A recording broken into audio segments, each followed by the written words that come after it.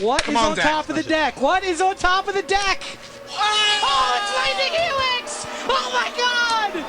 Oh my god! Welcome to Hunt the Week. Hello everyone and welcome into the show. Welcome in each and every one of you Arena Gauntlet League players out there.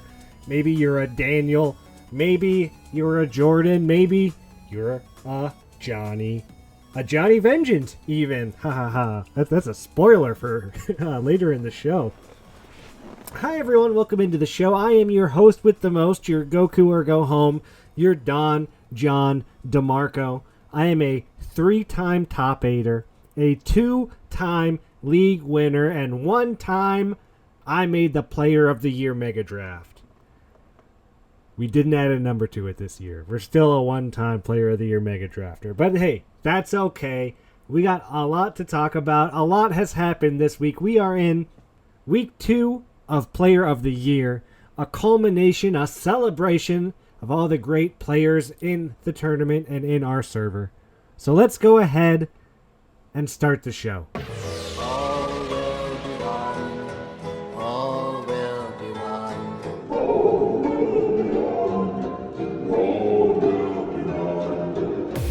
That's right. As I record, it is 3:40 p.m. on Thursday, and one pod is done. One pod is wrapped up. That is Pod E, and these are your players from Pod E. Pierre Mark, 8-4 total. Richard K, 8-4 total. Great record, Richard. Jordan M, 7-5. Paul G, 7-5. Great record, everybody, right? All positive, all winning records. I think that's what you want when you make it, to make it to the Mega Draft. A winning record does help. You don't want to be Raph down there sitting at 3-8. I don't think you're going to make the Mega Draft, Raph. No offense. I'm sure Schmafayel played those other 5 games.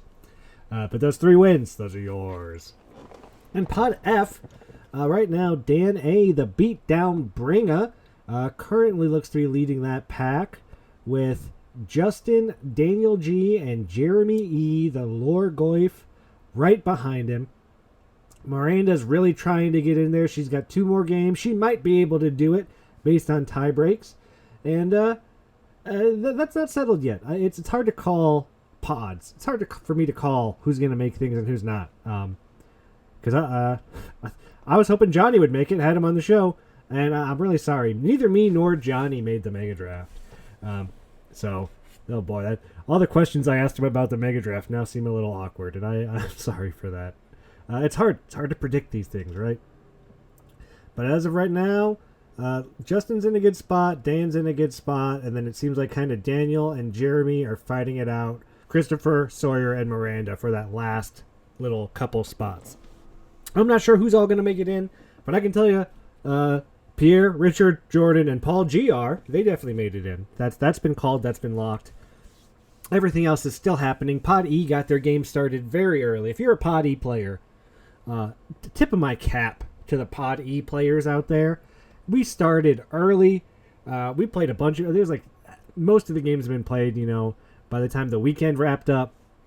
And I think Pod F started playing on like Monday or Tuesday is when they really started to even get those games started. So Pod E, you guys know what's up. You play your games, as Chris York likes to tell me, early and often. And we took that mindset going into this week. And what a week it has been, right? There's been some great games, I'm sure. That's the thing. I haven't caught a lot of games this week. And I didn't even stream all my games this week, so I'm a little at fault. So if people didn't get to watch all my games. I've seen a couple. Some of them have been pretty good. I got a lot more out of week 1 than I did this week. And I think that's on me more so than anything else. I just haven't been around as much to watch the games. And what's the Mega Draft? I actually don't know. I have to look this up. Let's get the rule sheet out. What are the people playing in the Mega Draft? What are we getting psyched for, right? What's the top 4 finishers party will be invited to the Mega Draft, which is War, Dom, Kaladesh, AKR, 1, Zendikar Remastered, Bro, and IKO. So 1, 2, 3, 4, 5, 6, 7, 8 different sets. That is a Mega Draft, my friends. That is a Mega Draft. Get your bets in. Pick your favorite player. Pick your winner. Who do you want to win? I told Jeremy because I like Jeremy. Not that I just like him, but we're friendly. We chat and stuff. I told Jeremy that if he wins, I was gonna make merch for him. So I'm rooting for Jeremy at this point because I want to make like a bumper sticker that says, like, my other car is a 1996 Lorgoif or something. I don't know, but I'm already thinking up ideas. Maybe you should think up some ideas, and you should make some merch for other players, right? Let's get some merch going on this server. Cody, I bet you can make money. Make some merch, Cody. Okay, get on top. Somebody get on top of that. There's money to be made here, man. I should be selling everybody on this server sleeves or something. Who plays in person? No one's buying sleeves. So that's gonna be the mega draft. There was this thing that came out today, and I don't know. I'm kind of having a hard time parsing this because there's a lot going on, right? I've been knocked out. I'm bummed. I was a little salty. I went 4-3 this week.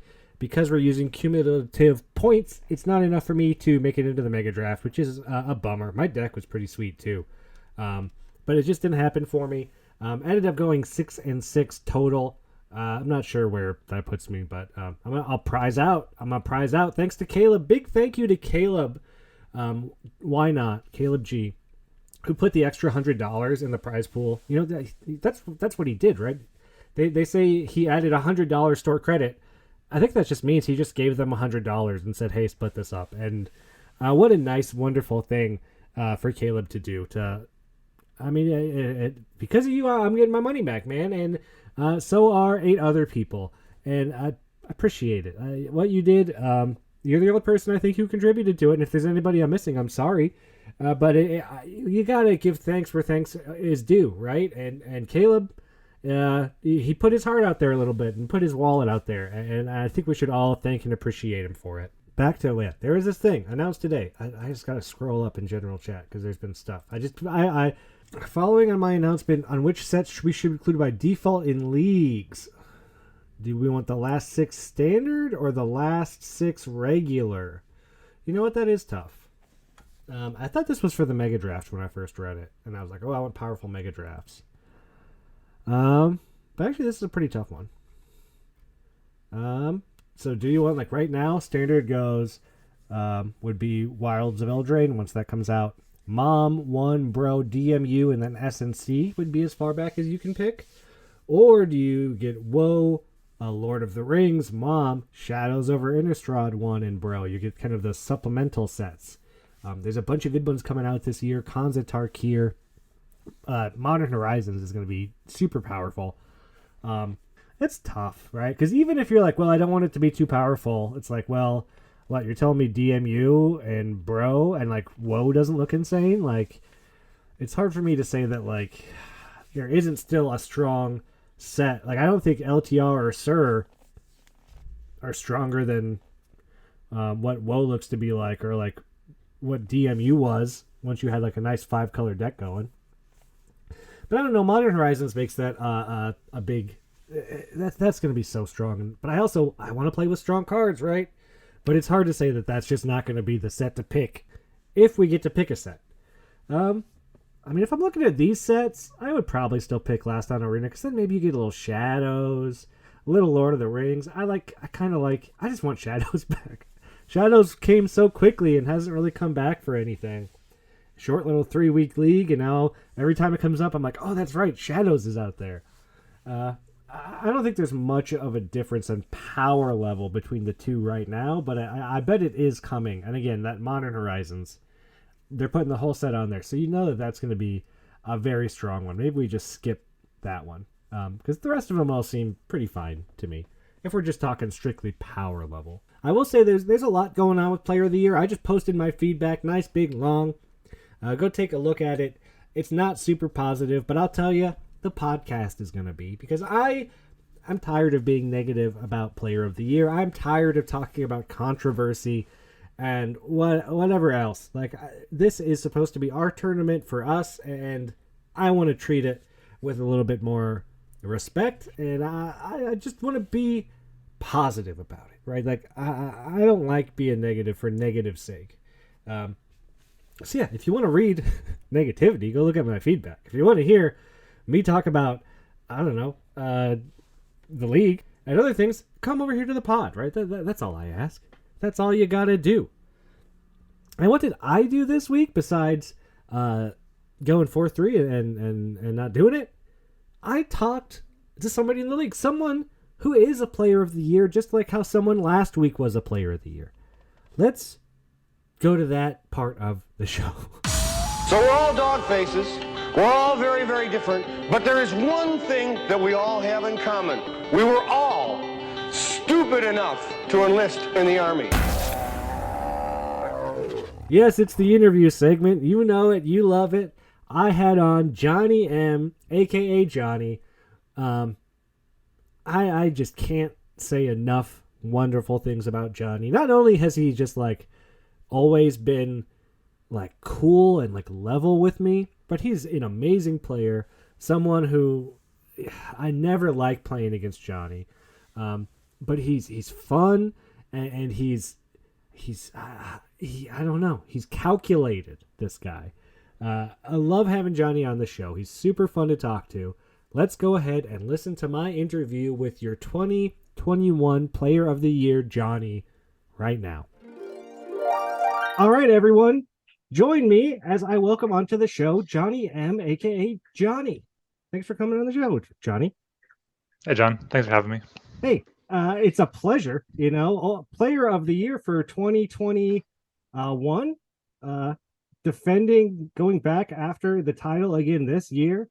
And what you're doing with the side events right now, I'm just like blown away by it. So I'm so happy to get you on the show. Yeah, thanks. The side events are pretty fun, turning out really well. I've been happy with how this one's going and how the historic brawl ones went. Yeah, let's start there because I'd love to hear more about the brawl. So you did a popper brawl 60 card side event, kind of came out of nowhere and was this big huge bracket with like a loser's bracket. Did you learn anything? What made you want to do it? Where did it come from? That's what I want to know.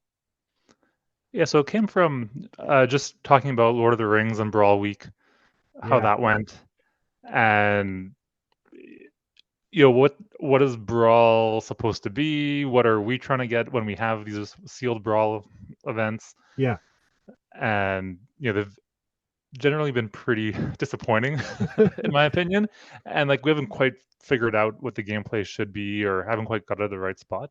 Yeah, and so the idea was maybe Popper Brawl is kind of the experience that we want. sure. That's the type of Magic that we're trying to play when we have these sealed Brawl events. So yeah, I put the idea out there. 25 people signed up. I was very surprised by that. We've tried organizing a couple of constructed Brawl events in the past, but they never fired. Just not enough people were interested in them. But yeah, this time a lot of people signed up, enough that we ran 4 brackets overall. And I thought the double elimination was a new structure that we tried, just because that's an option on Matcherino, and Swiss doesn't work that well when we're not playing live, because you have to wait for every single match to be done before you can start the next round, so that could go really slow. And single elim is maybe a little too brutal for constructed. People are spending a lot of time coming up with their idea, building their deck. They're excited to play it. Yeah. And I think single elim, you just get like knocked out and it sucks and you're not happy. Bad like draw, you're done. Oh, great. Yeah, so double elimination I thought worked pretty well for that. It's a little slow because the loser's bracket is longer than the winner's bracket, and it can only start after the first round of the winner's bracket. So we ended up at a point where there had to be like exactly 6 sequential matches, which there's not much happening, but it's going to take at least a week to get through all that. Yeah. Yeah, it was fun, and there was good feedback from people. So we'll do something like that again. And I thought the gameplay was really neat. It reminded me a lot of Kitchen Table Magic. Yeah. Not too high powered, but like with these very focused thematic decks. Every matchup was different. I loved seeing the creativity of what people were trying, what commanders they brought out, how they built those decks. Yeah, I thought it worked really, really, really well. You saw all kinds of different archetypes. There was aggro, and then you had Lata with her like kind of blue white control deck that did really well. And Adam had this what's the goblin? You cast a spell and it casted for every creature you control. Um, Zada. Zada, yeah. Adam had a Zada deck that was just turn 5. You were dead a lot of the time, and it Yeah, was that was real fun wild. to watch. So yeah, it was really cool, and it was how I felt Brawl should be, where it's like everyone was kind of in charge of their own domain of what deck they were building, and we weren't restrained to like who opened the powerful thing. Like it just worked. It was a blast, and it worked really well. Yeah, and I've thought of doing more regular constructed brawl events, but that's tricky because the normal like historic brawl, there's a defined meta. Yeah, There are the top tier decks, and you don't really just want to play the brawl queue. You want to do something else that's a bit unique yep, that makes people think and try something new. So by making it popper, that's it. Like, there's no popper brawl meta out there. yeah. I looked for Figure it decks. out. Hard to find them. Like I couldn't find decks for my thing. I was like, oh, what would people put in this thing? They're not really out there, so that was really cool. Yeah. And then jump from that, we go into this chaos 10 bracket decathlon. Every card in Magic is on it. And it's single elimination, but there's a new tournament every 2 days. Where did that come from?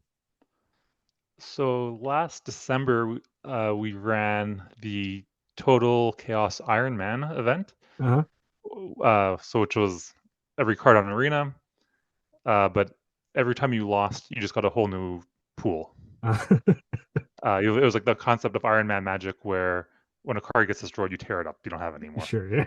So you lose your pool, you lose with the deck, trash it, Yeah. start over. And that was fun for what it was, but it's very wild card Yeah. intensive. Okay. And so this time is okay, but what can we do that's a bit more of a normal league structure with punishment packs and your growing deck, and also trying to use Matcherino a little bit to run the tournament. So what does that look like? Okay, Yeah. having multiple brackets, and then I don't know. I thought Total Chaos Decathlon's pretty catchy. And 10 brackets is a lot. Every 2 days is pretty intense. Yeah. But I want to get it over before Eldraine comes out. Because once that comes out, people want to play that. They don't want to do anything else. So let's try to get it'll be most wrapped up by then. It's so And cool. yeah, like I put the idea out there. We got 35 people signed up. That's amazing. That's, I think, our biggest side event yet. I love chaos magic, and when I see the packs on this thing, I almost want to call it a curated cube, but it's not curated in any way. It's just every card on Magic, and yet the power level and the packs feel so good and so spot on. I'm just so impressed with how well it works. In all honesty. Yeah, and once, because like one way to do chaos is just have it be a random set, Yeah. and you get that sets pack. But on Arena, there's so many other cards that don't fall into sets. All the anthology stuff, all the Yeah. jumpstart stuff, some of the alchemy stuff. And so by just making it everything mixed in together, I find the packs are much more interesting than just like, Yeah. oh, I got a Dominaria pack. Yeah. And this is all made possible by like these great tools we have. Scryfall makes it so easy to pull the card list. Cube Cobra, super easy to use to put the cards in there. Francesco set up Booster Tutor to be able to pull packs from Cube Cobra, and then that's it. Like, these crazy ideas are just like so easy to try out. I'm glad they are, because it's the kind of thing that we would never really get the chance without it, and it's just so cool. Like, if you ever play a chaos draft in person and paper, it's a lot of work to find 24 different sets. Yeah, it is. Guys, I've been saving boosters for years. For like, hey, down the line one day we'll do a Yeah. chaos draft. And I have this pack of Return to Ravnica I've been sitting on for Yep, like 7 exactly. years. But like this, we just like a couple clicks of the button and we're playing Chaos Magic. Oh, and again, the power level just seems like it's high because there's lots of good stuff opened, but it's like you get the strong commons across every set plus the strong uncommons. And then sometimes you see like a core set planeswalker opened, and it's just like, ah, ha, ha, ha. Remember how things used to be? And it's just, oh, I'm just enjoying it so much. Well, from chaos decathlon to player of the year, you are the 2021 not defending, but you've been a player of the year. You were before Cody, and you're back to reclaim your title, back with a vengeance, I imagine, Johnny. Yeah, so far it's been going okay. I think I'm in a good spot, although yeah, round robin is kind of tricky. Yeah, You don't know how the pod's gonna break. yeah. 4-3 might be good enough, but then you could have, you could have like a 7-way tie at 4-3. Like one guy goes 0-7, there's extra wins for everyone else, so 7-way tie at 4-3, or you could have like a Yeah. 5-way tie at Oh boy. 5-2. So I don't know. We gotta wait and see. Yeah, it's you gotta wait and see. I snuck in barely on tie breaks in the last round. I'm hoping something similar like that breaks again, but it's so tough with only 4 players from each pod getting through. Where it's like I all I know is I need to win, and like that's all, all I'm trying to do is just get as many wins as I can. And So games really matter too. It's not just matches because yeah, the tiebreakers are going to come into effect. I was looking at at your score versus my score, yeah, and it's okay. If you win your last 2 matches and I lose my match, if you go 2-1, 2-1, but I go 2-0, then I think I beat you by like the slightest percent. But if I lose, if I, there's just like all these like one game makes a difference, and especially our head-to-head game. There's when yeah, I had the misplay, or like, oh, if I had pulled off that game, that yeah, really, right. even if I still lose the match, just that game flips our tiebreakers so much. It's an interesting way that they've chosen to do it, where everything is kind of skinnier teeth, and with the way pods are breaking down, and also the way it is right now, where it's in our pod, a lot of people have played a lot of games, but then there's 2 people who haven't really played at all. So like those 2 people, that's a huge like one of those people could do great, they could do terrible. It really affects how everything else breaks. And it's like every game and trying to watch what everybody's doing and win. There's a lot going on right now with it. Yep. But we're playing War of the Spark and Amonkhet Remastered. Some do you like these sets? These are some pretty powerful, beloved sets we got. Yeah, I don't really like War of the Spark that much, but I really like Amonkhet. Yeah, That's one of my favorite blocks. I like Amonkhet for it's very grindy. Uh, the matches often are just like back and forth. There's one creature surviving on the board, yeah, and I like that type of gameplay. Like -1/-1 counters. I it's a like that fun a one. lot. Yeah, that's a fun one. Plus, you get the embalm and the graveyard matters stuff, zombie synergies, and just strong cards. Like there's a lot going on. Yeah. And these games have been pretty fun. I'm really enjoying playing in these games. Um, you're doing well. Do you have any thoughts going into the mega draft? A strategy, or do you even know what sets we're drafting? I'm sure it says somewhere, but Uh, I haven't looked it's myself. Yeah, it says somewhere. I haven't started looking at that yet. I'm gonna wait to see if I qualify. Yeah, Then, yeah, it's tough to then, get then, ahead of yourself. yeah, still have one more match against Jordan. That if I win, I think I'm in a good spot. But if I lose, it's come down to tiebreakers, and we'll Oh, see. yeah, no one wants things to come down to tiebreakers where you're just kind of crossing your finger, because then you got to root against people. I don't like rooting against people. Like I don't want to root for certain people to lose at certain times. Like that's just, and then I don't know. I feel like it really stresses me out. And, Um, and it's really particular again because like, well, I want you to win, but with a 2-1, not a 2-0. But then I want you to lose against this other guy because it's more important that he wins. I know you're a fantasy football guy. You're in the fantasy football league we're doing. It reminds me of fantasy football, where it's like I need the Bears to lose, but they need to lose by 7 points so they can score a bunch of points. But the kicker can't kick any field goal. Like, no, I can't have that happen. Yeah. Yeah, it's okay. I need the quarterback to throw a touchdown, but not to that guy. Yeah, exactly right. Like I need a touchdown here, but nope, not to him. Okay, let's I'm rooting for and against the same team at the same time. Well, as always, Johnny, the league gave us a bunch of questions for you. I'm excited to get some answers for them. I hope you are too. Yep. This question comes from Damien. We've answered it a little bit, but how did you come up with the idea of a Chaos Decathlon multi series? So when you wrote Decathlon, was that a I don't typo, or know, because but I like it. it's I pretty apt? like it. Yeah. Because 10 events, yeah, it's long. But yeah, just trying to figure out how to use Maturino brackets. I think people are excited to have a free tournament with a whole bunch of gems as prizes Oh, and Chaos Magic, a bunch of people like that. and with all the new players that just came in, I mean, there's so many people joining the server from the thing from the ad that's out there. It's Yeah, crazy. that was part of it too. Also, trying to figure out an event for the players who aren't in Player of the Year to keep people active and engaged. And I think this is doing a pretty good job because Yeah, it's actually a lot of matches in a short period of time. and it's fun because every other day, a new tournament starts. So it's like even though I've been knocked out of every one, oh, I just started a new one today. I can't wait to play again. Like, and then whether I win or lose, in a couple days I'll be in another one, and you keep going. It's super. It's like, oh, so fun. Yeah, and that's kind of neat that like you're never doing that badly because you get knocked out of a tournament, you're out of it, so Yeah, you don't need to worry about it anymore. And then the tournament you're alive and you have a chance to make it. yeah, and it's the way the punishment packs go across tournaments, and I've been so surprised at how much I like the paired matchmaking and how well it's working. Because normally it's something we kind of avoid because different people across the world and schedules and stuff. Um, but it's been working so well, I think. Yeah, I've been surprised and happy with how that's worked out.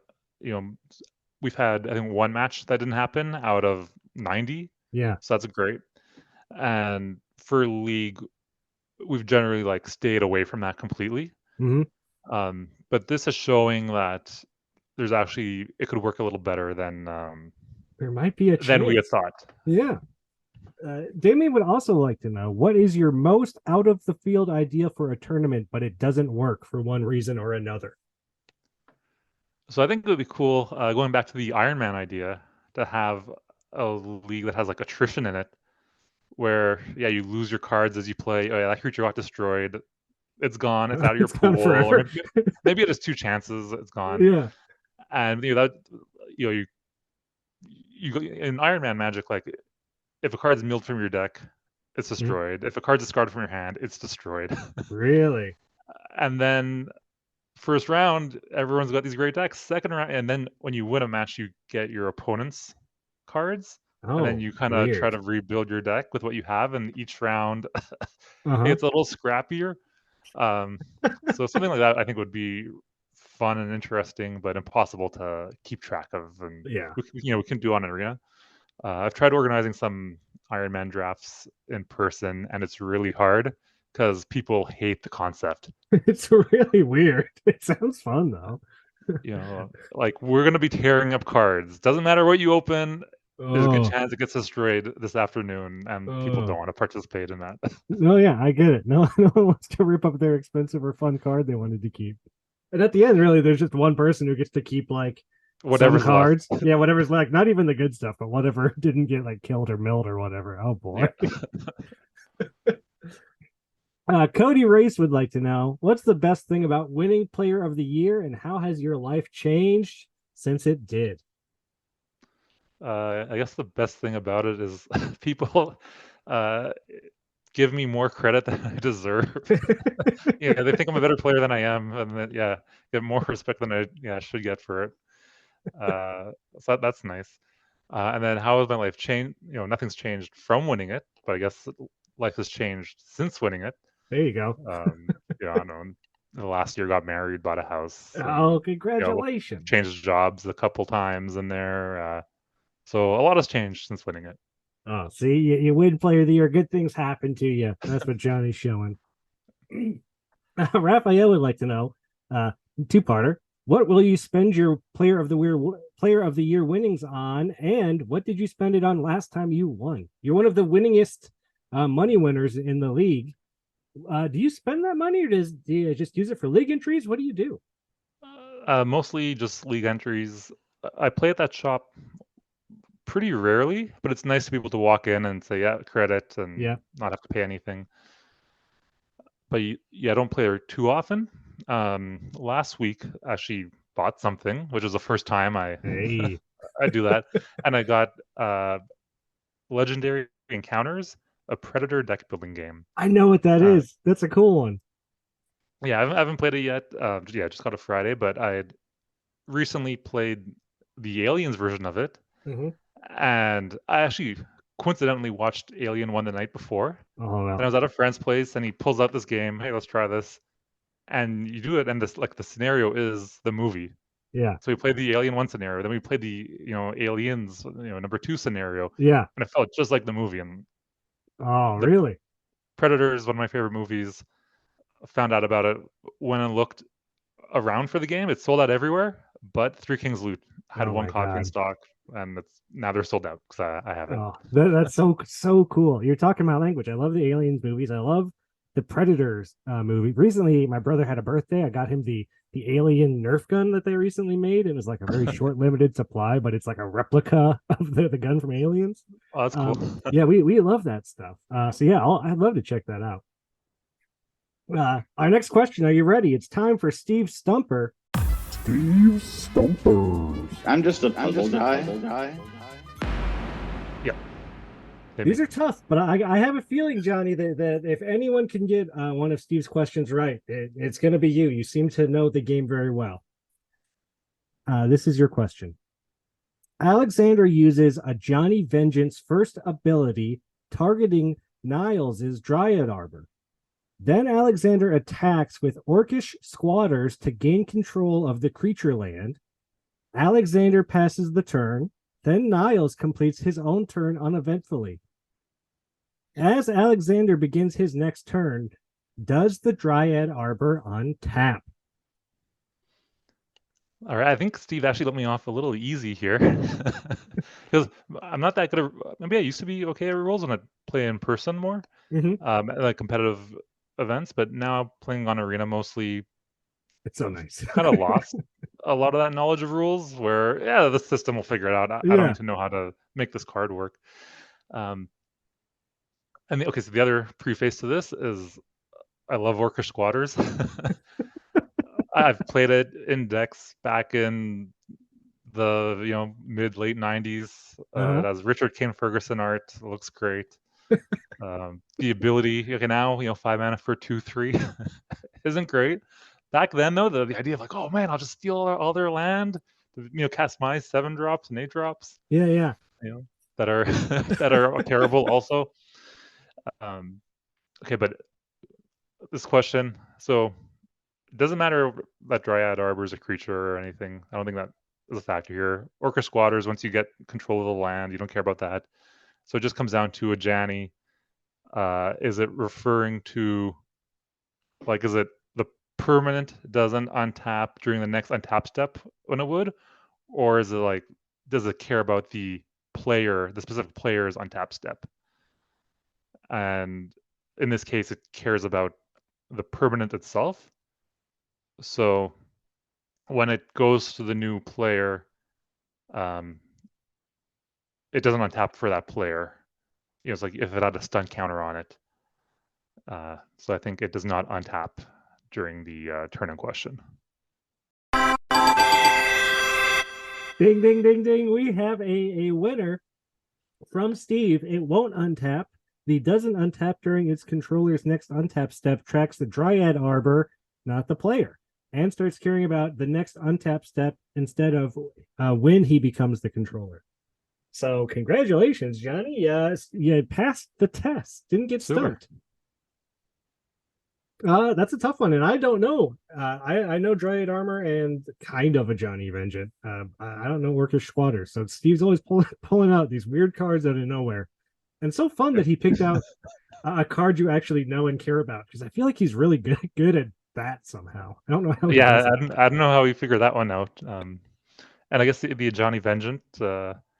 Definitely at the card shops, hear people say something about a Johnny, and I always like turn my head, like, "Are you talking to me?" Oh boy. It's so funny that your name is Johnny and that there's a Johnny character and a like a you get to have the Johnny what's it called, the portrait whatever on arena. I think that's just so funny that all works out so well. Also, the card Johnny Vengeant was the pre-release promo for my first pre-releases I ever went to, and Shards of Alara, and I got a couple of them. It seemed amazing. Like, wow, I get this awesome mythic planeswalker. Yeah.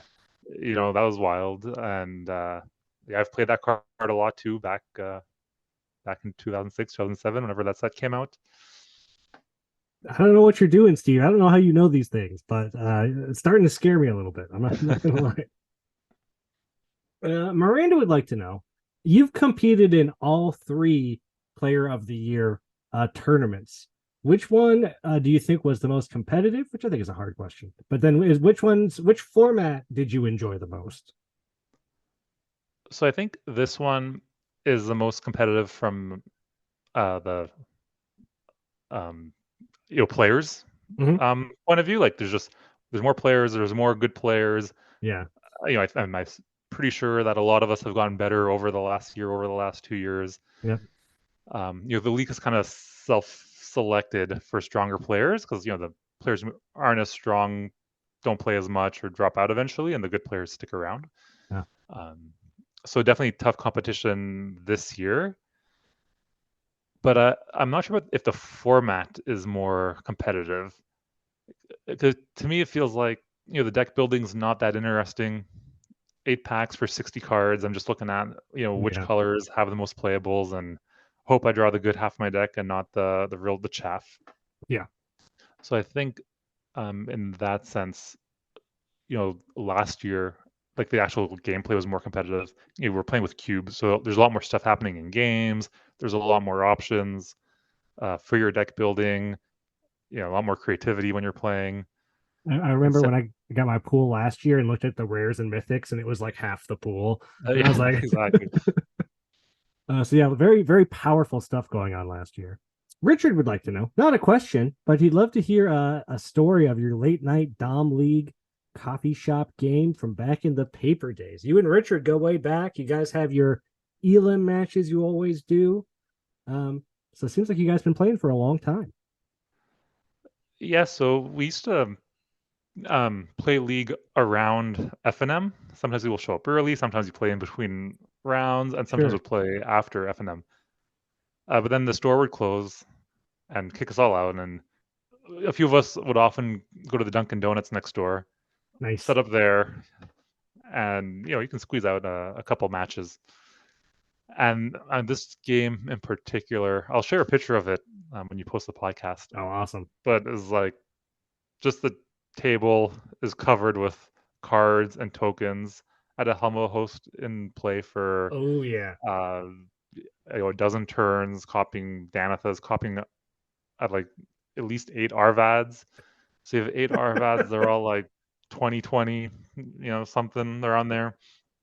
But it seemed like I should have crushed him, but then he was making tokens off the white monument from Amonkhet, where whenever he casts a creature, he makes a 1/1, a Ketra's Monument. And I don't know, I just like never had any attacks for some reason, or he was just chumping to stay alive. And in the picture, my deck looks like it has about 10 cards left in it. So we probably played for at least 43 turns around there. And yeah, I know, my side of the board, there's 4 different types of tokens. I don't remember the exact story of the game, but it was just a disaster. And we're on a coffee shop table, doesn't have a lot of space. All my land are just in a vertical pile next to my graveyard, because there wasn't room to have them out on the table. And yeah, and the Dominaria League, that was a really fun league. My deck for that one was just like a masterpiece. Everything just like fit. It wasn't as powerful as the sets we're playing now and the leagues we're playing now, but that deck in particular, like, just everything, the puzzle fit perfectly together. Yeah, Dominaria was a high synergy set, and if you had a synergy that worked really well, and Hummel the Host, what a fun card. You put that on anything, you're having a good time. Yeah, and the Hummel Host, like, it's really powerful, but it has good gameplay because it's easy. You can get blown out, you can get tempoed out when you pay 5 and you try to equip it, and your opponent bounces your creature, and then your whole turn, like 2 whole turns. Yeah, and like, you might lose that game at that point if once you spend 9 mana for nothing. But you put it on something like, I don't know, a skittering surveyor, start grabbing lands every turn, a solemn simulacrum. Ooh, I've been playing this Good arena stuff. cube. Yeah, that's what I'm talking about. Well, our last question of the day comes from Jeremy E. Lurgoy, fan favorite. Jeremy would like to know, how do you feel about two old timers atop the standings? Could the finals be the most deathmatchy of death matches? He's talking you and the aforementioned Richard right now sitting atop the standings. We could see the death match to end all death matches for player of the year. Yeah, that's a nice segue, nice follow-up question. I've played against Richard in many leagues, side events, FNMs, played in league top eights, Yeah. played cubes, strong opponent, a lot of respect. Good to see, glad to see him do well. Yeah. And yeah, the only problem is right now he's ahead of me in the standings. And, my favorite place to be in standings, more than first place, more than second place, is directly above him and Maxim. And I don't care which one of them's second, which one of them's third, as long as I'm first and they both follow up. Which over the years, we've played in a lot of leagues all Sure. together. It's happened a number of times, and that's what makes me the happiest. well, we'll know here in a couple weeks where it all shakes out and who finishes where on those standings. And boy, would that be just what an end to the year of games like you both had and leagues you've both had to end up playing it out for player of the year. What a storyline. I'll be watching it to see if it happens. And Johnny, I'd like to thank you so much for not only coming on the show, but for doing all the side event stuff you're doing right now, because it's so fun. And for people that aren't in player of the year, and even for people that are, there's not a lot of Magic stuff happening right now. And you doing this is just really been nice. And it's been so fun to play in these things. So I really appreciate it. Yeah, thanks. It's also important to thank. I mentioned all the different tools we have before, and yeah, there's like so much work that's gone into making this stuff happen. Because even I have to thank like Michael and Caleb for setting up like the pack generation. That you just enter your result and your pack gets spat out. That's because of the work they've done. That then goes into Booster Tutor, and Sawyer's helped out with pool tracking, and Steve's working on some stuff to help the administration of the events through Maturito, and and everyone's doing their part too by finding their opponents, playing their matches, paying attention, and so it's working out really great. And I'm super happy just to be able to put out these random weirdo ideas, and people are excited to try them out. That's great. Well, we'll keep them coming, because the last two I think have been home runs. These things are.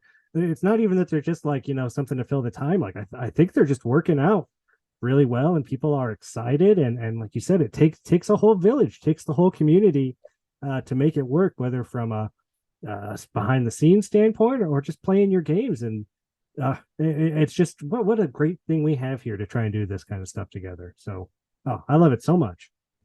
Well, Johnny, thank you again, and good luck. We've already played our game, so at this point we've just got a couple games left to play, and then wherever the cards fall, as they say. So if I don't see you in the mega draft, I wish you luck the rest of the way, my friend. Well, I hope to see you in the semifinals, and then I'll see Richard in the finals. Boy! Let's see it. Okay, let's see if it happens. Oh, so cool! All right, Johnny, thanks for coming on the show. All right, thanks, John. Thank you so much for coming on the show, Johnny. Again, I like Johnny a lot. We don't communicate a lot, really, outside of having him on the podcast. But man, Johnny is just he just seems like a solid person, and like he follows his heart. There are times I see people saying things on the server that I agree with, and Johnny comes in, he's like, I don't see it that way, and this is why. And I don't know. I love the way he approaches things, because even when I disagree with him, I understand where he's coming from, and he has a very logical approach that I just really like. And also, again, what a great player. So it's such a history with Johnny outside of the server. Huge bummer that Johnny didn't make the mega draft. I don't mean to laugh, Johnny.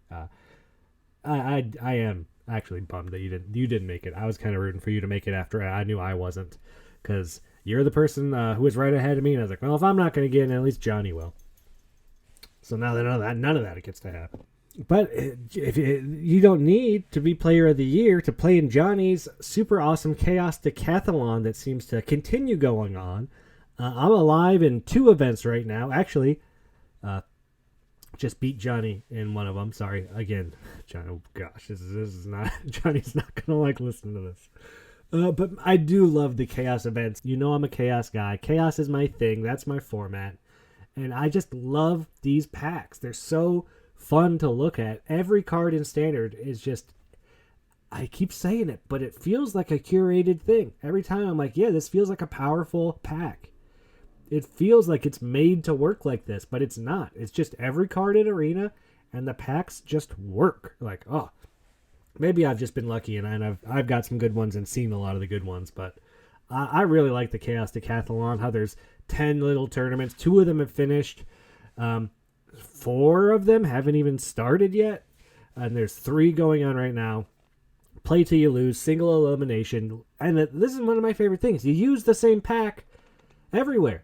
So I'm in, the 3rd tournament. I'm going. I lose in the 4th tournament. I get to add that pack to my 3rd round deck, which now gives it a little bump. Take it that rest of the way. Cool design that, really working. I again can't say enough nice things about it. And there's always something going on. And I hope the rest of our players in Pod F don't have too much going on, because they need to wrap up the rest of their games and get this thing settled, because what comes next is the fun part. The scheduling of the Mega Draft. That's going to be not at all complicated. But I can't wait to see all these people play in this Mega Draft, find out who is our player of the year, get them on the show, talk to them all about it. I hope you're enjoying it, and if you're not, go to the side events, go to the Chaos stuff, go to Miranda's Mega Draft. We got Wilds of Eldraine coming out soon. The spoilers look good. Ooh, I can't wait to play that set. I cannot wait to go back to Eldraine. I don't think Oko's there anymore, but oh man, it's still going to be a good time. And I hope you get to keep a good 7. I really do, because it's not fun when you don't get to play the game. And I hope that shuffler is in your favor, because if it's not, ooh, you got a tough game ahead of you, my friend. And I'll see everyone here on the show next week. Bye, everybody.